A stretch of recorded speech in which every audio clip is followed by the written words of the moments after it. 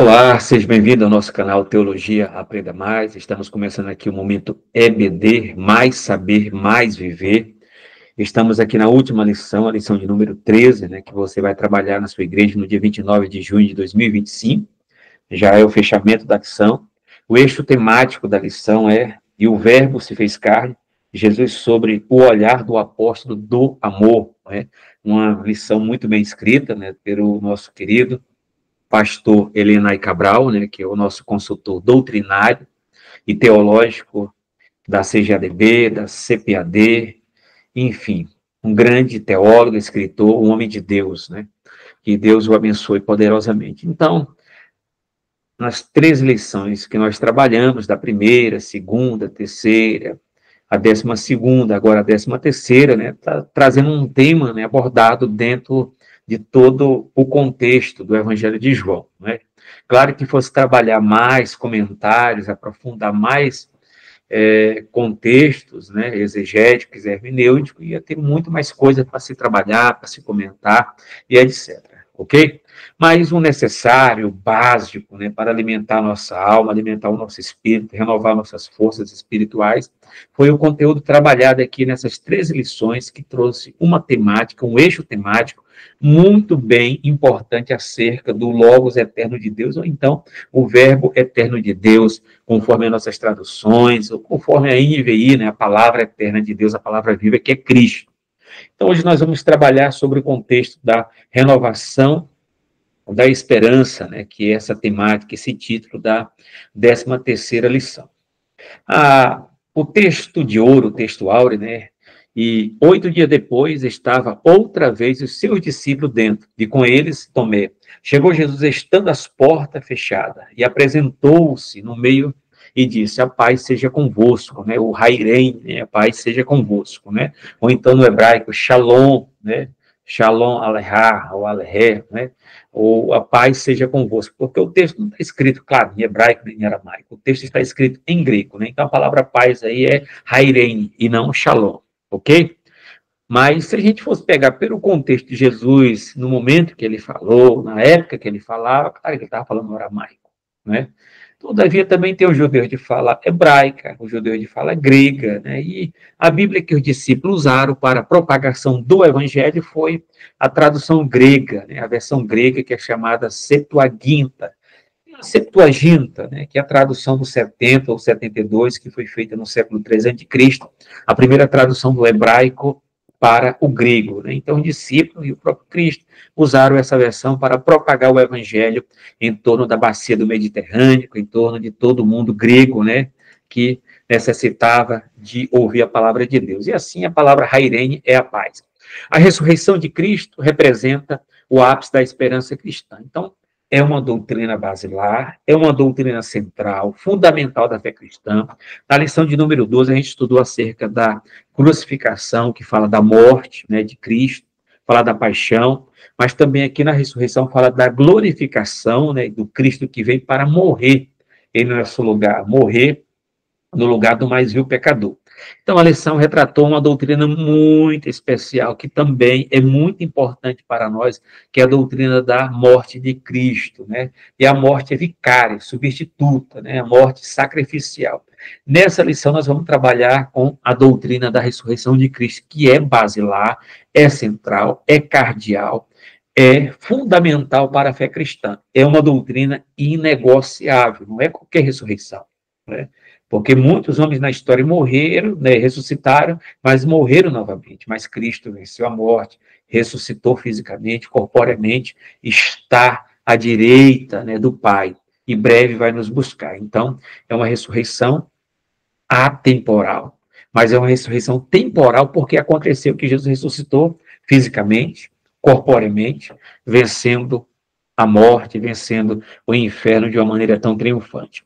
Então, é a doutrina que está na nossa declaração de fé, nas principais confissões de fé e etc. A leitura bíblica em classe, né, está registrada no capítulo 20, versículo 19, capítulo 20, 24 e 31, que é um texto muito importante, né, chegando, pois, à tarde, naquele dia, o primeiro dia da semana, né, isso é domingo, tá? O primeiro dia da semana é domingo, cerradas, né, fechadas as portas, onde os discípulos, com medo dos judeus e seu realmente anormal para o ser humano, se tinha ajuntado. Chegou Jesus e pôs-se no meio dele e disse: a paz seja convosco. Muito importante que o raireis, né? E disse, mostrou-lhe as mãos e o lado, de sorte que os discípulos se alegraram vendo o Senhor. Uma tristeza, agora eles foram tomados de alegria. Ora, Tomé, um dos 12 chamado Dídimo, né, que significa gêmeo, né, Dídimo, não estava com eles quando veio Jesus. A gente tem que ver as aparições que teve, as 8 às 10 aparições. E disse-lhe Jesus, pois, aos outros discípulos, vimos o Senhor, mas ele disse-lhe, se eu não vi o sinal dos cravos em suas mãos, olha só, bem científico, é cético, mas é científico, e não puser o dedo no lugar dos cravos, aonde que ele foi, né, crucificado, e não puser a minha mão no seu lado, de maneira nenhuma crereis, né? Então, Jesus também queria tocar onde que estava a perfuração, né, da questão dos cravos lá na mão de Jesus, e também aonde que ele foi furado, né, com aquela lança lá que saiu água, né, e sangue, né, todo aquele momento, né, que foi furado a questão da membrana do coração, né, e do septo, né, e etc, tal. E aí, se a gente fosse pensar e trabalhar mais ainda, por que os romanos, eles furaram aquela parte lá, né? Porque a, a, se dizia que a alma humana habitava naquele local. O mundo grego falava, não, a alma humana habita na cabeça, né? Lá na razão, e etc., né? A humana está na cabeça. E alguma parte dos romanos dizia que estava nessa membrana do coração, chamada septo, né? Onde que o soldado fura ele para dar o golpe final e a alma dali, o espírito, sei lá, sair dele. Mas isso é uma questão de tradição lá, que não tem nada a ver. Mas Tomé queria ver a questão da perfuração e a questão das mãos, né, que são a questão dos cravos. Né? E 8 dias depois, estava outra vez o seu discípulo dentro, e com eles, né, Tomé chegou Jesus, né, está nas portas fechadas, apresentou no meio e disse, a paz seja convosco. Novamente ele fala, a paz seja convosco. E depois disse a Tomé, põe aqui o teu dedo, olha lá, e vê as minhas mãos, chega a tua mão e põe no meu lado. E não sejas incrédulo, mas crente, muito importante. Tomé respondeu e disse-lhe, Senhor meu e Deus meu. Não disse que Tomé foi lá tocar o dedo lá nos cravos, nas mãos perfuradas de Jesus. E nem tampouco o texto diz que Tomé foi lá tocar onde que estava a perfuração da lança, né? De fato, quando ele viu Jesus, a surpresa foi tão grande, foi tão tomada, naquele exato momento que Tomé responde uma confissão, um credo muito importante acerca de Cristo. Olha o que ele fala, um judeu, da boca de um judeu. Ele diz o quê? Tomé respondeu e disse, Senhor, Kyrios, meu, né? A palavra aqui somente o Kyrios, o Adonai, o sentido absoluto de Senhor, é proferido, né, e é professado somente a Deus, né, mas é o Deus, que é Pai, Filho e Espírito Santo. E aqui ele aplica, né, a questão do Deus aqui, né, pode ser o Elohim, se fosse hebraico, mas o sentido grego é Theus, né, ou então Theos, né, que ele fala Kyrios, Theos. Na nossa tradução ficou Senhor, com letra maiúscula, aplicado a Deus. E Deus meu, ele chama Jesus de Deus. Então, Jesus, de fato, é Deus Todo-Poderoso. Mas aqui está dizendo, Jesus é Deus, homem, homem, Deus. Ele veio, se encarnou, foi gerado no ventre de Maria pelo poder do Espírito Santo, teve um corpo, né, humanamente igualmente o meu e o seu, e, de fato, quando ele morreu e ressuscitou, ele ressuscitou como Deus, homem, homem, Deus. Quando ele desceu do céu para a terra, eu sempre falo isso, não deixou de ser Deus. Quando ele volta da terra para o céu, não deixa de ser homem. A união hipostática das duas naturezas de Cristo é uma só pessoa, muito importante. Né? E diz Jesus, por que me viste, Tomé? Creste? Ele viu. Né? Bem-aventurados que não viram e creram. Tomé ainda teve a questão, nós não vimos. Tomé viu ele ressuscitado. Mais de 500 pessoas viram ele ressuscitado, os 12 viram ele ressuscitado, os 70, os 120, os mais de 500 viram ele ressuscitado. Né? Muitos tocaram no Cristo ressurreto, mas nós não vimos, mas cremos que essa mensagem é verdadeira e a melhor proposta de levar o homem para o céu é o evangelho acerca de Cristo, que é as boas novas. Jesus, porém, operou também em presença do seu discípulo muitos outros sinais que não estão escritos nesse livro, né? Então, aqui, ó. Esses, porém, foram escritos para que creais que Jesus é o Cristo, Filho de Deus, e para que crendo, tenhais vida em seu nome. Então, vamos voltar aqui, essa parte aqui. Então, aqui, ó. Pois operou também em presença dos discípulos, né, os 40 dias que ele passa na terra, muitos outros milagres que não estão escritos nesse livro, né? Então, os muitos milagres que Jesus fez depois da ressurreição não estão escritos todos, né? No Mateus, Marcos e Lucas, não estão escritos no Evangelho joanino, mas o que foi escrito para a nossa fé. Louvado seja o nome do Senhor. Desculpa. Esses, porém, foram escritos para que creais que Jesus é o Cristo, o Filho de Deus, para que crendo tenhais a vida eterna em seu nome. O nome de Jesus é todo-poderoso, os demônios. Em nome de Jesus se cura, em nome de Jesus se expulsa os demônios, em nome de Jesus se prega o evangelho, em nome de Jesus se fala a oração, né? Espírito Santo, em nome de Jesus, me ajude. Introdução, vamos lá, para não pegar o tempo grande, né? Chegamos à última lição desse trimestre, a palavra aqui, a define a esperança, a ressurreição do nosso Senhor, simboliza o ponto culminante da esperança cristã, né? Vamos lá. Por meio dela, conseguimos reforçar nossa fé em Cristo, promover a alegria em vez da tristeza, afastar o medo, né? Afastar o medo e acolher a mensagem destemida do Evangelho. Nessa lição, somos convidados a renovar nossa esperança. Então, a nossa esperança tem como fundamento e base a ressurreição de Cristo. Se Cristo não morreu e não ressuscitou, é vã a nossa fé, como diz Paulo em 1 Coríntios capítulo 15. Então, a paz seja convosco. O tópico 1. Vamos ver lá a questão que coloca, né? Na segunda vez que Jesus se revelou aos seus discípulos, tanto homens quanto mulheres, o ambiente era diferente, né? O ambiente era diferente. Então, quer dizer, a surpresa foi tão grande, eles estavam tristes, eles estavam com medo, eles estavam recuados, né, em um quarto, em uma casa, em um local que realmente desse segurança para eles. Eles estavam como qualquer ser humano poderia ter, né? O medo da revanche dos judeus e etc. Então, eles se esconderam. E naquele exato momento, Jesus se manifesta no meio deles, né? Então, eles viram novamente aquele que estava crucificado, foi colocado lá no sepulcro, lá, comprado por José de Arimateia e etc., foi preparado, e agora ele está ressuscitado, né, poderosamente. Né? Então, é um fato brilhante para a história do cristianismo, desse Cristo ressurreto.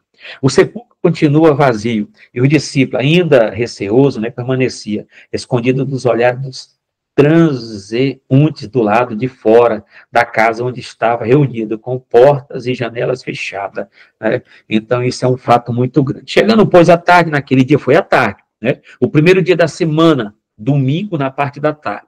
Estavam fechadas as portas, onde o discípulo, com medo dos judeus, se tinha juntado, chegou Jesus e pôs no meio deles, né? E disse: Airene, a paz seja convosco, né?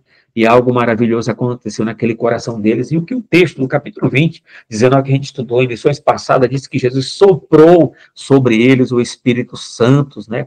Aquele soprar do Espírito Santo, a gente já falou que se trata de regeneração. E depois de 10 dias da ressurreição, né? A 50ª festa, que é o Pentecostes, que eles vão ser revestidos do poder do Espírito Santo. Mas naquele sopro, o sopro que sobra sobre eles significa a regeneração, o novo nascimento, e é assim que Jesus fez no meio deles, dando vida, dando esperança, né? Era uma habitação em algum ponto da cidade de Jerusalém, já não era mais de madrugada, no primeiro dia da semana, mas o fim da tarde, naquele mesmo dia em que Maria Madalena comunicou ao discípulo que tinha visto e falado com Jesus. A primeira pessoa que viu o Cristo ressurreto, Jesus ressurreto, foi Maria Madalena. No entanto, eles mostravam ceticismo quanto à afirmação de Maria Madalena sobre ter encontrado Jesus. Claro, em uma sociedade machista, né, para ver um testemunho de uma mulher, para ouvir, né, que de fato realmente ela viu Jesus ressuscitado, e para eles foi um impacto, né, eles viram Jesus morto. Jesus estava morto, estava sepultado. E agora Maria Madalena chega, né, com essa história dizendo que viu ele ressuscitado. Então, muitos que estavam ali, não todos, claro, não acreditaram, né, porque a gente vai ver Pedro correndo até o sepulcro, João também para justificar, depois vai ter várias aparições que vai acrescentar e alimentar a fé deles. tá? Mas a primeira que viu ele foi Maria Madalena. Na verdade, os discípulos estavam ainda tomados pelo medo dos judeus e sentia-se desprotegido. Então, esse pavor, esse medo, o medo, na verdade, ele é uma das consequências do pecado. A morte é consequência do pecado, o medo é consequência do pecado. A gente sente medo, no sentido humanamente da palavra, né? Isso é normal, sentir medo.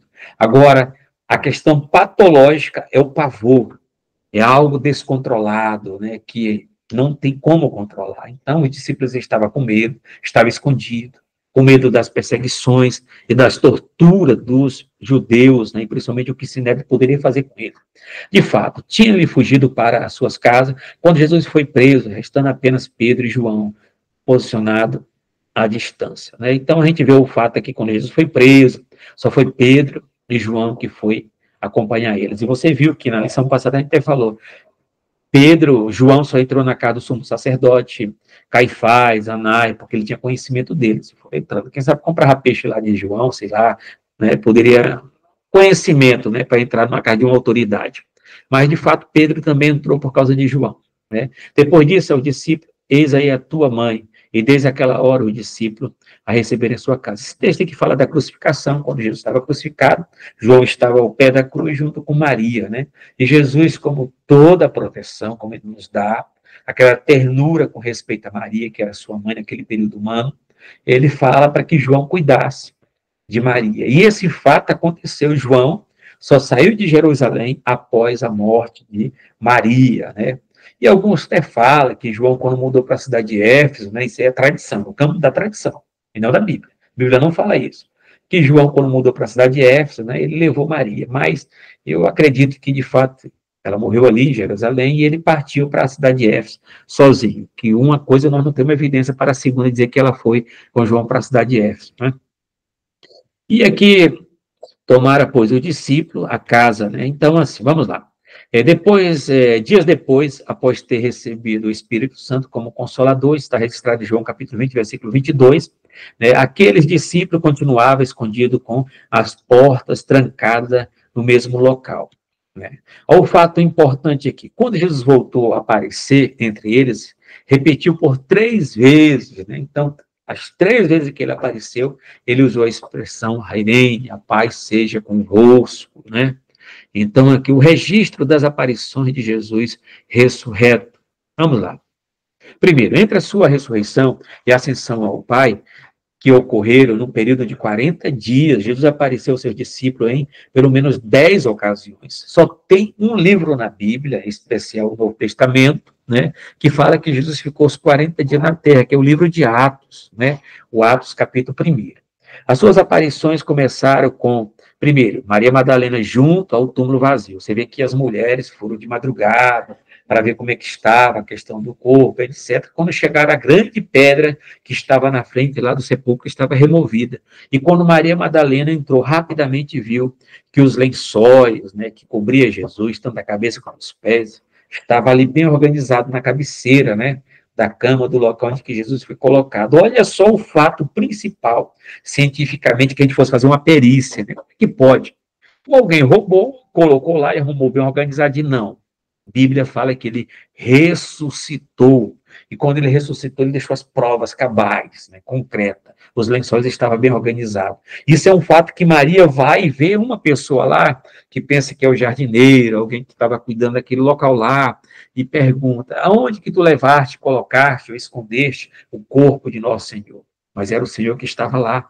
E ela viu que, de fato, que Jesus tinha ressuscitado, foi a primeira pessoa.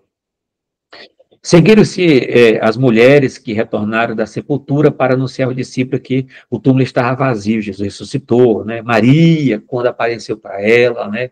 E ela foi rapidamente avisar para os seus discípulos, ela queria tocar em Jesus, etc., né? Tem outro texto que a gente poderia aprofundar mais ainda, mas de fato a gente não vai deixar, né? E a outra questão principal aqui, a terceira depois foi a vez de Pedro, né? O quarto ainda, os discípulos que estavam no caminho de Emaús, ao anoitecer, tá? Então, Pedro foi o terceiro, depois foi João, mas teve aquele caminho de Emaús, né? O caminho de Emaús, né? O caminho de Emaús que o discípulo, quando estava indo, né? Apareceu aquele peregrino, aquele andarilho no meio dos discípulos. Ele perguntou, né, o que está acontecendo? E eles responderam, aí você não sabe o que aconteceu, você não é daqui, etc, tal, né?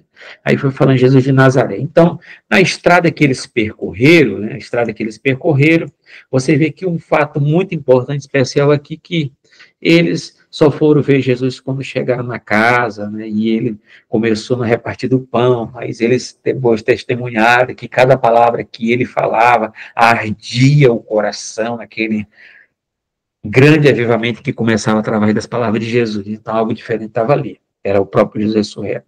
Então, tem essa questão, né? E depois manifestou-se em outra forma dois deles que iam no caminho para o campo, né? Então, vamos lá. Jesus também se revelou aos discípulos reunidos numa casa em Jerusalém, quando Tomé não estava. Então, quinta vez. Está registrado aí no Marcos 16, 14, Lucas 24, né? João capítulo 20, versículo 9, que João está ali, né, retratando toda essa história que ele está escrevendo, e posteriormente na presença de Tomé, tá? Que foi a aparição. Finalmente apareceu aos 11, estando ele assentado juntamente, e lançou-lhe em rosto a sua incredulidade e dureza de coração, pois não haver escrito nos que havia visto e ressuscitado, né? Então, eles estavam incrédulos, né, com relação àquela aparição, ao testemunho que eles ouviram das mulheres, né, de Pedro e dos demais apóstolos. Então, Jesus foi se manifestando, foi florescendo no meio deles, né, e eles, de fato, foram alimentados nesses 40 dias que precisavam, né, desse alimento espiritual. A seguir, né, o sétimo, apareceu aos 7 discípulos junto ao mar da Galileia, oitavo. Depois fez aparições aos apóstolos e mais de 500 seguidores, né, que a gente já retratou um pouquinho já, aqui Mateus 28, 16, Marcos 16 e 15, né, em 1 Coríntios capítulo 15, versículo 6, que Paulo retrata isso no sentido para provar para os coríntios, né, que acreditava só na ressurreição, o povo de Corinto só acreditava na ressurreição, os gregos, né, de forma geral, só acreditava na ressurreição espiritual, só do espírito, porque tinha aquela questão do dualismo, que o espírito é bom, a matéria é má, né, é corruptível, a matéria é cheia de corrupção, então o espírito que é incorruptível. Desse fato, a ressurreição só acontecia para o espírito, para essa parte metafísica, né, além do físico. Então eles acreditavam, os gregos acreditavam dessa maneira. Todavia, Jesus ressuscitou corporeamente, fisicamente. Por isso que Paulo coloca em 1 Coríntios, provando para os gregos que a ressurreição não aconteceu só no sentido espiritual, aconteceu no sentido físico, corpóreo. E ainda ele fala, se Cristo não ressuscitou e não morreu, é vã a nossa fé. Então está aqui uma doutrina central da fé cristã. 9. Dirigiu-se ainda a Tiago, meio-irmão. Isso, você vê que os irmãos de Jesus só acreditaram nele depois da ressurreição, né? Você vê que nos evangelhos sinóticos, em especial Marcos, né? Eles queriam aprisionar Jesus, né? Porque não acreditavam que ele era o Messias. Então, depois da morte, da ressurreição, 1 Coríntios capítulo 15, versículo 7, aqui está uma prova que Tiago viu ele ressurreto e acreditou. E segundo a tradição, o livro de História Eclesiástica de Eusébio de Cesareia diz que Tiago era o líder de Jerusalém. Tem que ter provas bíblicas que a gente for analisar sobre isso aí, tá? Porque sempre a palavra final era Tiago. Esse Tiago aqui é o menor, é o irmão de Jesus, né? O meio-irmão de Jesus, que creu em Jesus como Messias, como Deus e Senhor, como Senhor e Deus, depois da ressurreição. É o que está em 1 Coríntios 15 e 7. A 10ª aparição. Por fim, manifestou-se pela última vez durante a sua ascensão no Monte das Oliveiras, onde que vai se manifestar junto com o discípulo, que ele vai ser assunto ao céu, né? Todas as aparições confirmam o fato da ressurreição de Cristo. Isso é muito importante para nós estarmos estudando. Então, preciosas lições. Vamos lá. A primeira lição a reter é que a ressurreição de Cristo representa o ponto culminante da fé cristã. Vamos colocar um texto. Paulo dirigiu-se aos coríntios, né, afirmando, se Cristo não ressuscitou, logo é vã a nossa pregação e também é vã a nossa fé. 1 Coríntios capítulo 15, versículo 14, como eu havia falado, que os gregos só acreditavam na ressurreição do espírito e não na ressurreição do corpo, né, a ressurreição física, porque dizia que o corpo é a fonte de todo o pecado, é a fonte de toda a corrupção. Dizia ainda, nas filosofias, no pensamento grego, que o corpo é a prisão da alma. né? Mas, de fato, Jesus, tricotomicamente, né, ressuscitou fisicamente e espiritualmente, espírito, alma e corpo. Ele é Deus, homem. A segunda lição revela que a ressurreição é um fato inquestionável que fortalece a certeza e a alegria de saber que ele está vivo. Verdade. A terceira lição de respeito à renovação da esperança, a promessa da ressurreição dos mortos em Cristo. Um dia seremos como o nosso Senhor. Então é isso, né? Sejam meus imitadores, como também foi de Cristo. Essa palavra foi de Paulo, né? A questão, assim como Cristo foi, nós seremos como ele é. Corpo glorificado, corpo incorruptível, né? Um corpo espiritual, mas um corpo da maneira que Cristo apresentou, que é o nosso modelo em tudo. A aparição de Jesus é esperança e plena alegria, né? O medo deu lugar à esperança, então ele estava com medo, estava preso em uma casa, trancado, né? Sabendo assim o que vai acontecer, vamos morrer, vamos ser torturados, vamos ser aprisionados, mas com a crucificação, morte e sepultamento de Jesus, o medo, a frustração e, por conseguinte, a desesperança seguiram no coração dos seus discípulos. Então, a pergunta, será que vamos morrer? Será que vamos sofrer? Como é que vai ser a nossa punição? Né? Então, a desesperança, a incredulidade, a cena dos dois discípulos no caminho de Emaús ilustra perfeitamente esse estado emocional dos seguidores de Jesus, que estava cabisbaixo. Né? Poderiam os dois seguidores ser um casal que estava caminhando, não sei, mas de fato poderia. Então, no entanto, quando Jesus se revela a eles, os seus rostos, né, transformou-se imediatamente, né, da tristeza à alegria. A esperança substitui o medo e a frustração. O Cristo que venceu a morte renova a nossa esperança e afasta a desesperança. Então, o Cristo que traz a esperança e a alegria para nós. Diante do medo, diante da tristeza, diante da desesperança, né? Somente Cristo pode preencher o nosso vazio existencial. Por isso que Blaise Pascal, né, o grande filósofo do século XVII, ele disse que nós temos um vazio do tamanho de Deus. Somente Deus pode preencher esse vazio e nos libertar do pavor, da depressão, da ansiedade, das coisas que vêm para nos tirar a esperança, somente Cristo. A tristeza deu lugar à alegria, né? Eu sei que muitas pessoas estão tristes, depressivas, estão com essas doenças emocionais do século, né? Mas Cristo pode mudar a nossa história, pode mudar a nossa vida. Quando se apresentou aos discípulos, ele trouxe a paz. Os discípulos se alegraram ao ver o Senhor, a paz seja convosco, né? A gente fala que a paz é a ausência de guerra, né? E nesse exato momento, eles estavam totalmente temerosos, estavam com medo, estavam pavorosos, estava sem nenhuma esperança. E quando Jesus fala, a paz seja convosco, o vazio existencial deles foi preenchido com essa oxigenação de Cristo que ali estava dando vida para eles. E soprou sobre eles o Espírito Santo, aconteceu o novo nascimento, a regeneração. É por isso que quem está em Cristo, nova criatura é, as coisas velhas se passaram, eis que tudo se fez novo.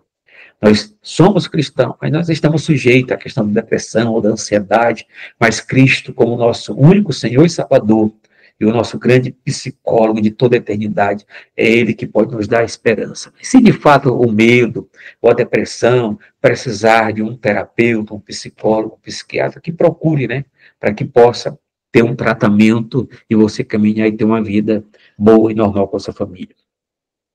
A magnífica notícia da ressurreição do Senhor e a sua subsequente aparição eliminaram a tristeza dos discípulos e encheram os seus corações de alegria. Muito bom. Essa presença de Jesus Cristo ressuscitado promove uma vida repleta de alegria, onde mesmo nas situações mais difíceis conseguimos manter a nossa capacidade de nos alegrar no Espírito de Deus. Muito bom, somente Cristo. A esperança e a alegria. Vamos lá. A esperança e a alegria são algumas das virtudes cristãs mais relevantes que encontramos no Novo Testamento, né? O apóstolo Paulo refere-se à virtude da esperança junto da fé. Ó, 1 Coríntios, aqui, quando Paulo fala desse novo dom, né, que começa no capítulo 3, versículo 1, depois dos dons espirituais, que está registrado no capítulo 12, Paulo fala aqui, eu vou mostrar um novo caminho, né? Então aparece que lá no amor, versículo 1, ele vai. Versículo 13, do capítulo 3 de 1 Coríntios. Agora, pois, permaneceis a fé, a esperança e a caridade. A caridade aqui, Almeida Revista Corrigida, traz caridade, mas a Almeida Revista Atualizada e outras traduções, como a palavra, são dinâmicas, né? A palavra caridade não carrega toda a estrutura, né, que tem o amor. Então, a tradução seria essa: a fé, a esperança e o amor. Essas três, a mais maior, né, mas a maior desta é a caridade, é o amor. Né? O amor de Deus. Deus amou o mundo de tal maneira que deu seu Filho unigênito para todo aquele nele crê, não pereça, mas tenha a vida eterna. Na carta aos Gálatas, o apóstolo menciona a alegria como um dos componentes do fruto do Espírito, muito bom. Olha o que ele coloca, mas o fruto do Espírito é a caridade, o gozo, paz, longanimidade, benignidade, bondade, fé, mansidão e a temperança, né? Muito bom. Assim, tanto a esperança quanto a alegria estava presente na manifestação de Jesus aos seus discípulos. Outra questão importante que a gente pode pegar também é o quê? Portanto, se cremos no Cristo que venceu a morte, essas duas virtudes devem ser evidentes nas nossas vidas com Ele. A doutrina da morte de Cristo é uma doutrina central. A doutrina da ressurreição de Cristo é uma doutrina central para que possamos crer, né? Se nós perdemos essa crença na ressurreição e na morte, realmente não há mais cristianismo. A aparição de Jesus, convicção e fortalecida. As dúvidas dissipadas, né? Vamos lá. O episódio da incerteza de Tomé revela a dúvida que surgiu no coração do seguidor de Jesus. Vamos lá. Durante algum tempo, Tomé revelou-se cético em relação à ressurreição do Senhor. Mas olha lá, disse, pois, aos outros discípulos, vimos o Senhor, mas ele diz, se eu não vir o sinal dos cravos em suas mãos, não puser o dedo no lugar dos cravos, não puser a minha mão, tal, ao seu lado, de maneira nenhuma crereis. Né? Mas quando Jesus se manifesta a ele, tudo muda. No entanto, quando teve a oportunidade de encontrar Jesus e tocá-lo, todas as suas dúvidas foram prontamente dissipadas. Importantíssimo. O Cristo ressuscitado eliminou qualquer possibilidade de dúvida nos seus discípulos, reforçando assim a fé deles. Muito bom. Fortalecimento da fé. Somente a palavra de Deus, né? Nossa fé vem pelo ouvir a palavra de Deus, né? Anteriormente cético, Tomé agora prefere uma linda declaração de fé. Profere uma linda declaração de fé, uma confissão. Senhor meu, Kyrios, e Deus meu, né? Theos. Outra questão, ao longo da história da igreja, encontramos indivíduos que antes, agnósticos ou céticos, hoje afirmam com firmeza a sua crença em Jesus Cristo como Deus revelado na Escritura. Então, muitas pessoas que eram céticos, eram ateus, quando ouviram o evangelho da graça, o evangelho do Cristo ressurreto, eles se renderam a Cristo. E hoje são grandes instrumentos, né, como foi John Wesley, como foi George Whitefield, né, como foi Jonathan Edwards, né, Calvino, Lutero, né, e grandes nomes da história, e outros grandes céticos aí, né, que atacaram tanto o cristianismo, mas o Espírito Santo mudou a vida dele através do Evangelho da graça de Deus. Ter um encontro com o ressurreto torna impossível continuar a dúvida como uma forma de rebeldia provocada pela idolatria humana. Então, quer dizer, encontrou com Jesus, Jesus chegou, como chegou lá na viúva de Sarepta, trazendo aquele cadáver, Jesus ressuscitou. Quando chegou aqueles leprosos, que tu queres, torna limpo, Jesus curou os leprosos, e limpou os leprosos, né? Aleijados, cegos. Então, quando Jesus aparece de frente, realmente, para salvar uma pessoa, não tem ninguém nessa face da terra para tirar das mãos de Jesus, porque ele salvou o eleito, aquele que ele morreu por ele. Fortalecimento da esperança. Outra questão, além de proporcionar alegria e convicção, o cristão ressuscitado expande a nossa esperança em relação ao futuro, né? O Cristo ressurreto, a convicção, o Cristo ressuscitado. Outra questão para nós fechar, segundo a Escritura, a promessa de que um dia os mortos ressuscitarão, receberão um corpo glorificado, baseia-se na ressurreição, glorificação do Senhor Jesus. Então nós temos a esperança aqui. Esta era uma doutrina essencial para o apóstolo Paulo, registrada em Atos 24, 1 Coríntios 15. Assim, Paulo ensinava e defendia essa verdade ao longo do seu ministério. Isso está bem registrado nos dois acontecimentos em 1 Tessalonicenses 4,14, que diz, porque se cremos que Jesus morreu e ressuscitou, assim também aos que em Jesus dormem, Deus o tornará a trazer com ele. Essa é a esperança, né? Os mortos em Cristo, o primeiro acontecimento, depois nós seremos arrebatados. Mas tudo isso está como fundamento a doutrina da ressurreição de Cristo, que em breve ele vai nos buscar. Né? Portanto, a ressurreição e a glorificação de Cristo servem como antecipação da ressurreição dos salvos que partiram e da nossa glorificação dos nossos corpos. Né? Quem morreu está esperando a ressurreição. Mas nós que estamos vivos estamos esperando o arrebatamento, é o que está registrado em 1 Coríntios 4 e 14.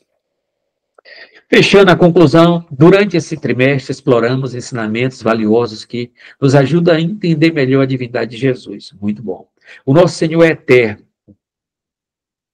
é diferente do Pai, mas igual a Ele. É Deus em sua essência, o Criador de tudo e, por conseguinte, a fonte de toda a salvação e a vida espiritual. Esse foi um dos propósitos que o evangelista redigiu o seu evangelho para que possais crer que Jesus é o Cristo, Filho de Deus. E ao crer, tenha vida em seu nome. João capítulo 20, versículo 31. Então, as 13 lições foram muito importantes, né, para a nossa fé cristã. O eixo temático ao qual o nosso comentarista, o pastor Leonai Cabral, trabalhou, como eu disse lá no primeiro slide, e o verbo se fez carne, Jesus, sobre o olhar do apóstolo João, trabalhou muito bem. Então, junto do evangelho joanino, do evangelho de João, caminha os 3 evangelhos sinóticos. Sinótico tem uma visão conjunta, né? Mateus, Marcos e Lucas, onde que completa toda essa biografia. Não uma biografia no sentido moderno da palavra, né? Mas uma narrativa da vida de Jesus, que de fato Mateus teve convivência de crenças e práticas, conviveu com ele. Marcos não conviveu com ele, mas conviveu com a pessoa que conheceu Jesus, que foi Pedro, porque o evangelho de Marcos é uma homilia das pregações de Pedro. Então, como Marcos escreveu, o evangelho só foi reconhecido como um evangelho canônico porque ele escreveu à sombra do apóstolo Pedro, né, que foi o seu orientador, e foi realmente passando para ele. Apesar que a primeira ceia que aconteceu, né, que foi no domingo, foi na casa de João Marcos, na casa de Maria, como está registrado lá no livro de Atos, ok?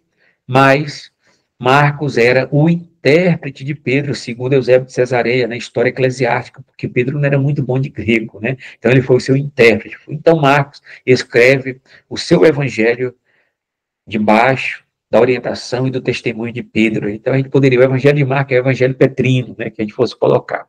Todavia, Lucas não foi um discípulo, não conheceu Jesus, mas conheceu Paulo. Paulo não foi um discípulo de Jesus, mas esteve com Jesus, o Jesus ressurreto, né, durante os 3 anos, como ele diz na carta aos Gálatas, que ele teve lá na Arábia, e teve uma experiência com Cristo ressurreto. Né? Então, Paulo até falava, eu não sou dos 12, né? Mas eu nasci fora do tempo, e etc. Mas Jesus apareceu para ele 4 vezes, né? Que prova a ressurreição cabal. Né? E assim acontece agora de Lucas escrever a sombra da orientação de Pedro, e Lucas também fez, Lucas escreveu a sombra do apóstolo Paulo, que fosse o orientador, por isso é reconhecido como canônico. Mas lá no princípio do evangelho lá de Lucas, ele vai até Jerusalém, né, no tempo da redação do Evangelho, entrevista pessoas que, de fato, quem sabe, a gente vê muita fala ali de Maria, ele conversou com Maria, mãe de Jesus, ele conversou com os irmãos, com Tiago, Judas, irmã de Jesus, conversou com os anciões, as pessoas que começaram lá no dia do ministério público de Jesus. Então, Lucas traz uma redação do seu Evangelho muito importante, muito completa, acerca de Jesus, Deus, homem, homem, Deus. Agora, João viveu com Jesus, né? Muito. As experiências que ele conta no Evangelho foram as experiências vividas que ele teve com Jesus, e muitos, quando colocam os Evangelhos sinóticos, os Evangelhos sinóticos só falam que o ministério de Jesus durou 1 ano. E nós falamos assim, o ministério de Jesus durou 3 anos, baseado no Evangelho joanino, através das Páscoas. Né? Jesus começou o seu ministério lá em um primeiro casamento de Caná, ele realizou um milagre lá que foi transformar água em vinho, né, nessa festa de casamento. O ministério dele começou numa primeira Páscoa, numa segunda Páscoa, e depois veio na terceira Páscoa que ele faleceu. Daí que a gente fala que o ministério público de Jesus durou 3 anos. Mas, de fato, a lição foi muito bem trabalhada, muito bem redigida, né, que traz para alimentar nossa fé. É uma doutrina, é uma teologia conservadora e muito bem saudável para alimentar nossa fé, nossa esperança. Cristo é Deus, é Senhor. Se alguma religião que bate na sua porta aí durante o domingo, sei lá, o dia, falar que Jesus não é Deus, não receba em casa, conforme as próprias cartas a joanina, né? Todo aquele que não confessa que Jesus veio em carne, corpóreo, que é Deus e homem, esse tal é do anticristo, não recebais em casa, né? Eram os gnósticos da época de João, né? Que, vamos dizer, o pré-gnosticismo que estava começando, né? Um gnosticismo bilionário, que negava a ressurreição de Cristo, negava a morte corpórea de Jesus, e etc. Então, João fala, não receber nem em casa. E aqueles gnósticos do dia moderno, século XXI, que vai na sua porta, nega que de fato Jesus é Deus, nega a morte de Jesus, nega a ressurreição, nega as doutrinas centrais da fé cristã, não recebe em casa, que vai bagunçar a sua fé, vai bagunçar a sua mente com relação àquilo que você tem de ensino conservador da sua igreja, e principalmente do conteúdo que nós trabalhamos aqui e revisemos. Que Deus, em Cristo, nos abençoe. Até a próxima lição, que vai ser o pastor José Gonçalves, né? Que ele vai retratar a primeira lição, vai ser a igreja que nasceu no dia de Pentecoste, tá? Muito importante que a igreja de Jerusalém, a nossa igreja que começa lá no dia de Pentecoste de forma geral para crescer, de toda a história da igreja, de toda a história do cristianismo começa aqui, né? Lá no século I, no dia de Pentecoste, e assim floresce para toda a humanidade. Aqui está o cristianismo em três ramos, né? Catolicismo, tem aí a igreja ortodoxa e o protestantismo no dia 31 de outubro de 1517. Mas o cristianismo tem três ramos: catolicismo, o catolicismo ortodoxo e o protestantismo. Mas essa lição tratou acerca da nossa esperança, que está fundamentada na ressurreição de Cristo, que é uma doutrina central, uma doutrina fundamental, cardeal da fé cristã, uma doutrina inegociável. Que Jesus Cristo possa nos abençoar de uma maneira tão maravilhosa, especial como tem nos abençoado nessas três lições. Obrigado, até a próxima.